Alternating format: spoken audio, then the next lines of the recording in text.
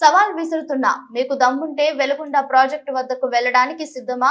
ఎర్రగొండపాలెం నియోజకవర్గం incharge erection బాబు. దొంగలందరూ వచ్చి తిరుగుతున్నారు, ఓట్లేయమని జాగ్రత్త ప్రజలారా, మరోసారి మోసపోవద్దు. ఎరిక్షన్ బాబు దొంగ మాటలు చెప్పి మళ్లీ మరోసారి మోసం చేయడానికి రంగంలోకి దిగారు.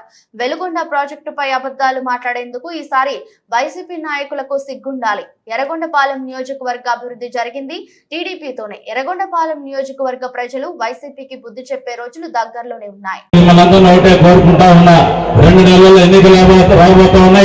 దొంగలంతా వచ్చి తిరుగుతా ఉన్నారు, మాకు ఓట్లేమని. ఏమి ఇచ్చారని చెప్పేసి ఓట్లకు వస్తున్నారని మీరు అందరూ కూడా నిలదీయాల్సిన అవసరం ఎంతైనా ఉంది. ఎందుకు మాట్లాడుతున్నానంటే, చంద్రబాబు నాయుడు గారు ముఖ్యమంత్రిగా ఉన్నప్పుడు జరిగినటువంటి అభివృద్ధి రోడ్లు తప్ప ఈ మండలంలో ఒక రోడ్డు అయినా వైసీపీ అధికారంలో ఉన్నారు వేసిందా అని చెప్పేసి ఒక రోడ్డు పేరు చెప్పమని నేను అడుగుతా ఉన్నా. ఎక్కడ కూడా ఏమీ లేదు, అంత దోచుకోవటం, ఎవరైనా ఎదురు తిరిగితే దాడులు చేయటం, గట్ల కేసులు పెట్టడం. అందుకని ఈ మధ్య మళ్ళీ జగన్మోహన్ రెడ్డి గారు, వైసీపీ నాయకులు, వైసీపీ సోషల్ మీడియా అన్ని మళ్ళీ జంగ మాటలు మాట్లాడుతూ ఉన్నారు.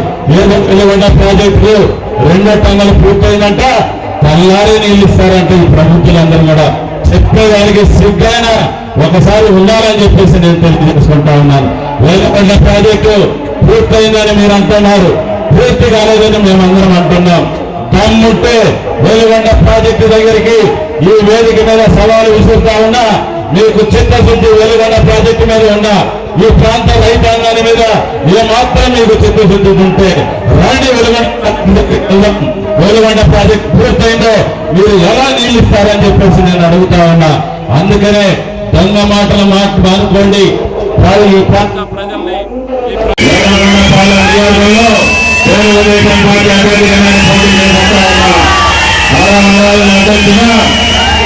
ఈ నియోజకవర్గంలో తెలుగుదేశం పార్టీ జెండాను ఎగరేసి అసెంబ్లీకి వెళ్ళి ఈ ప్రాంత సమస్యల మీద, రైతాంగ సమస్యల మీద, ఉద్యోగస్తుల సమస్యల మీద, నిరుద్యోగుల సమస్యల మీద, వెలుగొండ ప్రాజెక్టు సమస్య మీద, మార్గంపూర్ జిల్లా సమస్య మీద, అన్ని సమస్యల మీద చంద్రబాబు నాయుడు గారికి నేను వెళ్ళి ఈ ప్రాంత గ్రామాలన్నింటినీ కూడా అభివృద్ధి చేస్తానని చెప్పేసి తెలియజేసుకుంటూ మీ అందరికీ చేతులకి నమస్కారం చేస్తానని